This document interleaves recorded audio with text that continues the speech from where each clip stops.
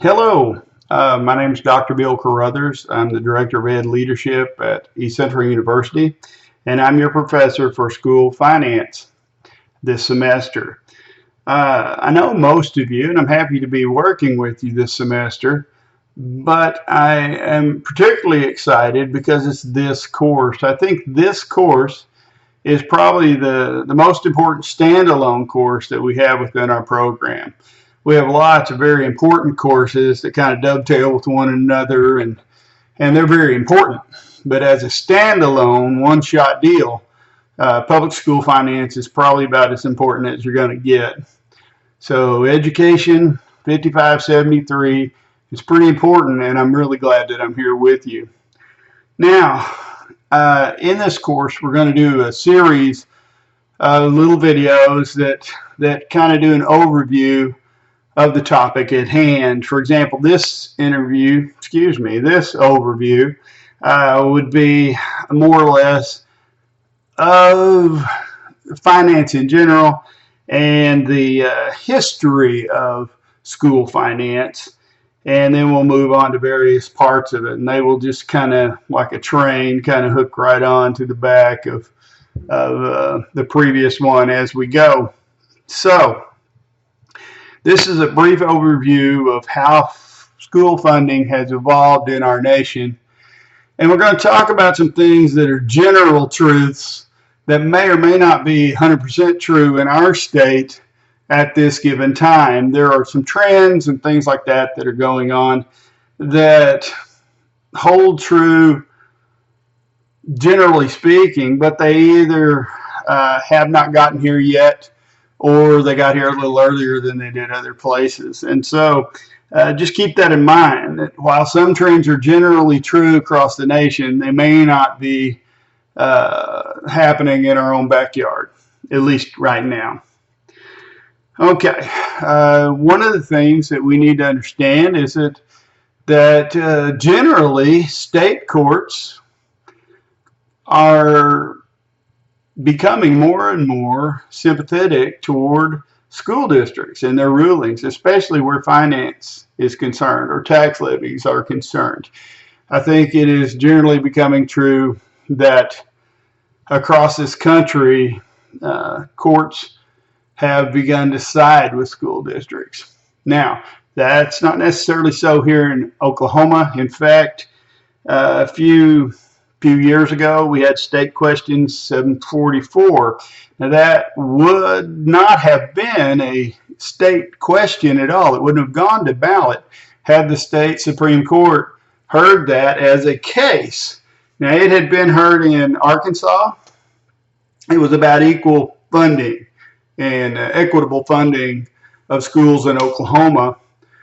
And the same case had gone to court in Arkansas, and the state Supreme Court ruled yes, that the schools needed to be funded equitably, and so they sided with the schools, and so levies were put in place that helped schools access capital improvement funds. Teachers all got raises. The Arkansas teacher pay scale goes up to about 40 years now in most school districts. So it's a big deal. Okay, in Oklahoma, the Supreme Court said, oh, we don't want to hear that right now. Let's put it up to a vote. Of course, the economy crashed about that same time, and it was overwhelmingly turned down at the polls. State Question 44. A lot of school teachers got misinformation on that and voted against it, and it was a shame. But had the courts done what they have done in several other states, including Arkansas, that wouldn't have become an issue. So again, we're going to take the broad view, and then we're going to narrow down to Oklahoma with these particular videos in this course.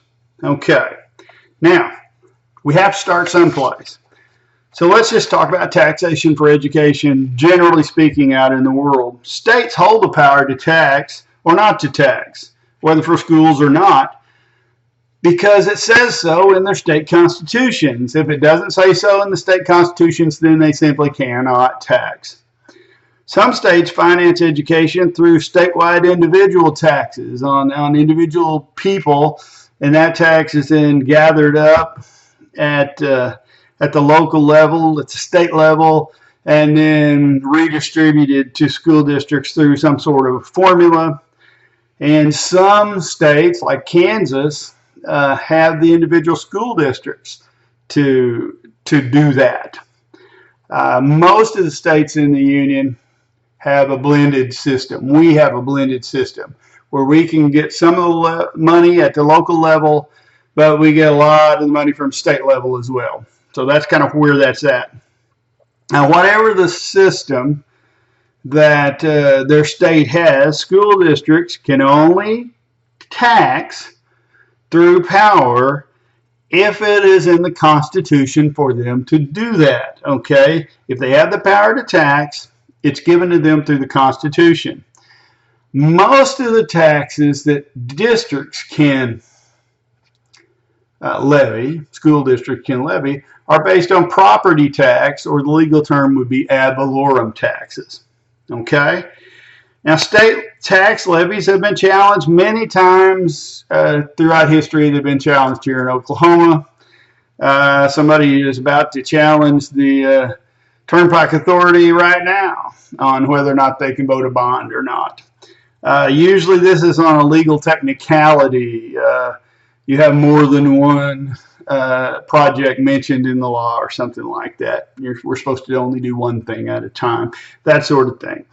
But usually speaking, when the intent of the law is clear and beneficial to the state education system, it is usually allowed to stand. Nationally, that has been true. Okay, this was true in Florida. This has been true in Ohio, and there are. This is not new, and in fact, laws, like I said, get challenged all the time because of poor wording, and. But generally speaking, school funding has kind of gotten favorable leaning in these particular areas. Now, America didn't just spring forth with 50 states and free public schools and things like that. We were a country that had to grow from literally nothing.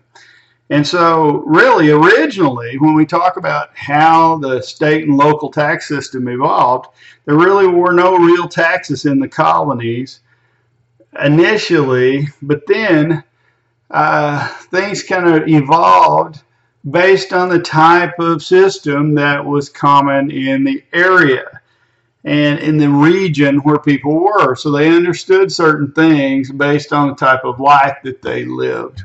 And so taxes and other laws kind of sprang forth from that.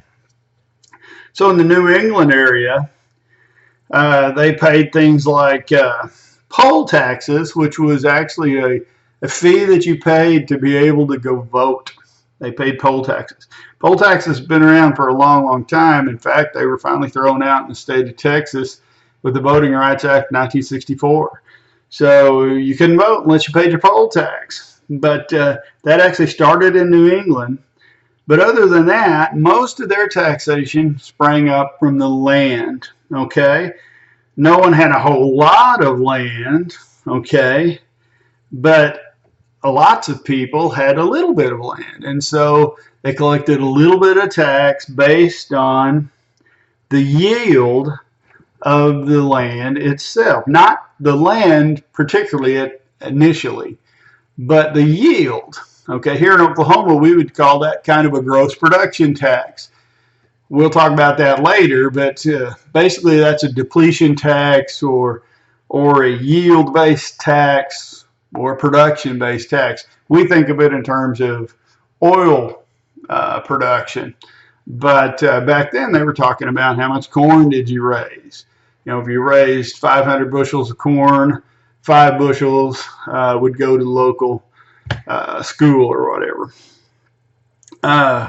It was also, this was broadened out or standardized into just a tax on the amount of land that you had. Okay, so it was deemed as kind of unfair that farmers were having to pay based on their yield, whereas a merchant in town may own some property, but he may not be farming it. So he wouldn't have to pay as much tax as someone who was farming the land. So they just said, well, let's base it on how much land that is actually owned. And it's kind of stuck that way.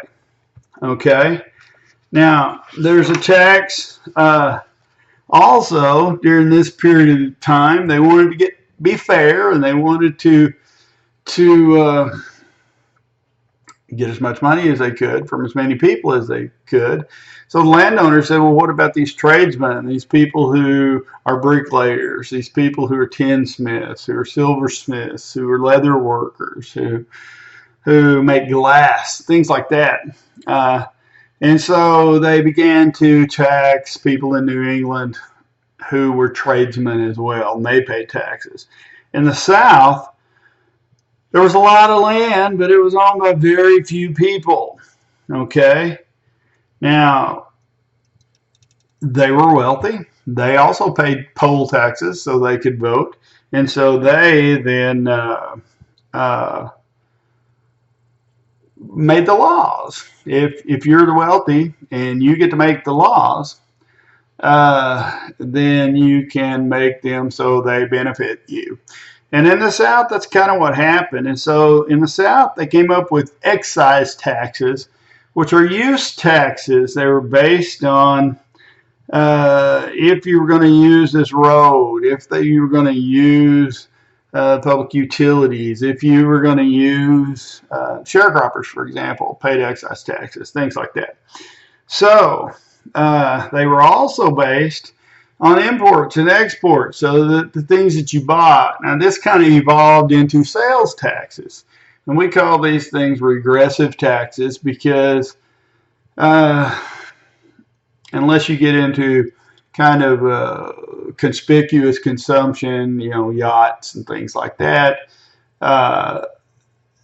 it takes a bigger chunk of your income to just live for lower income people, poorer folks, than it does for wealthy people. Okay? And so excise taxes are regressive taxes, or they hurt the poor more. An example of an excise tax that we pay now is the tax you pay when you buy tires. Okay? And a few cents to a few dollars of the tires that you buy for your car go to the highway department for maintenance of the roads. Okay, cities even get a portion of that. It's divvied up. But every time we buy tires or buy basically part of our tag tax and license on our car goes in there. So again, those are use taxes, excise taxes. In the middle colonies, such as New York, which was called New Amsterdam to start with, it was kind of it was unlike either of the other two. It wasn't Southern and it wasn't New England, and so they kind of came up with an excise type tax that basically was a straight up sales tax. Okay, if you bought something, you paid a tax, and they were very, again, regressive as well. So they hurt the poor more than they hurt the wealthy. But they didn't own a lot of land. They had cities where no one owned much land. They had big farms in other parts of the states. So sales taxes, or kind of a modified excise tax based on trade, came up there. Well, after the Civil War,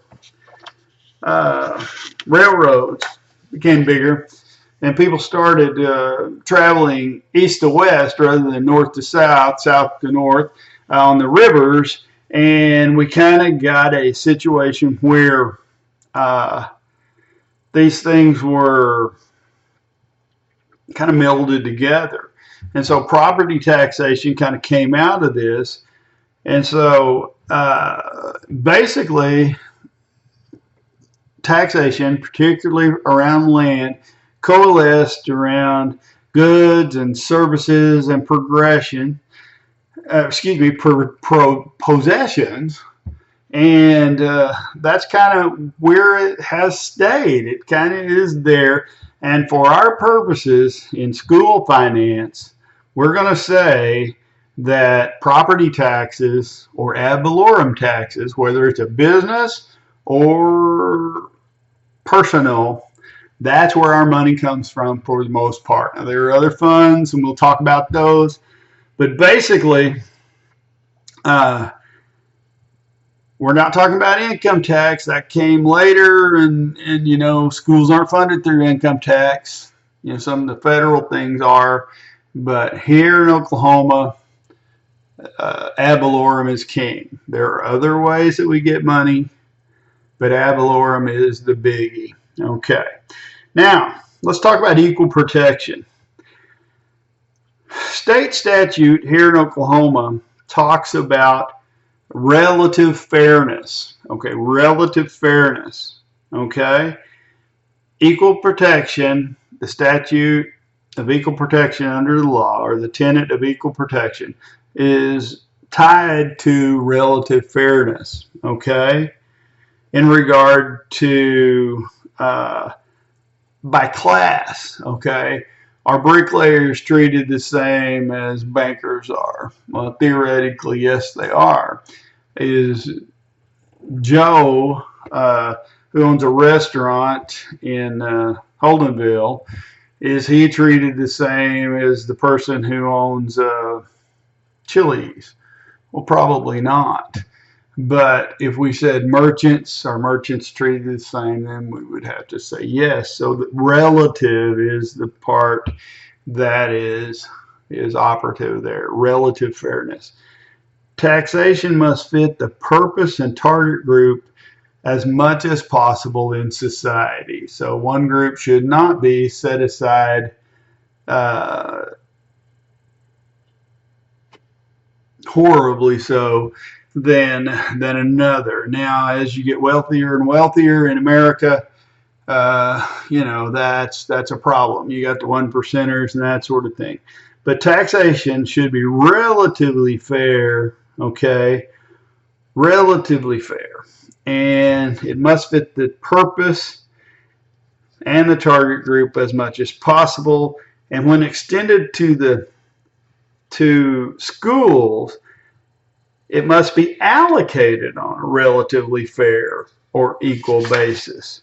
And there's been court cases, McGinnis versus Shapiro, and various things. But essentially, the courts have said, hey, if it's relative in that state, if it's relative in Oklahoma, then so be it. Okay? Now, there's other cases, Serrano versus Priest, that said that even though a state system may intend to be fair, the relative wealth of individual districts may change the picture and make it unfair. And so some states have tried to figure out how to get around that. Texas came up with a buddy system where they would pair a poor district with a wealthy district and kind of buddy them up and try to make things work out that way. That didn't work out very good. So basically, they finally said, the Supreme Court in the Rodriguez decision said, hey, you know, we're going to limit equal protection under the law to the relatively equal status at the state stage rather than nationally, because people know better how to do things locally than we do nationally. Well, that works good if nationally your school's great. If you've got a poor district, poor school, poor part of Oklahoma, that doesn't work so great. Okay? And so what happens is the more liberal states have better school funding than more conservative states. The more liberal a state is in its interpretation of equal protection laws, the equal protection statutes, then the more likely they're going to have pretty good school funding laws. And the more conservative they are, they're not as equal. And of course, you know that we are a very liberal state. We're very conservative. So in Oklahoma, the state Supreme Court has held that the state constitution does not truly guarantee the equality of educational quality in the sense that expenditures should be equalized. So we have the system we have, and it attempts to be fair, but it isn't fair. It is not going to be 100% fair. It is flawed, but the formula, and we're going to talk about the funding formula later, but I'm telling you, it isn't fair, but COSA, the school, the Cooperative Council of Oklahoma School Administrators, fights every year to try to make it as fair and equitable as they can. They spend most of their time batting down crazy laws that would make it less equitable. So it's hard to make progress in areas like that, particularly when you have a very, very conservative legislature, which we do.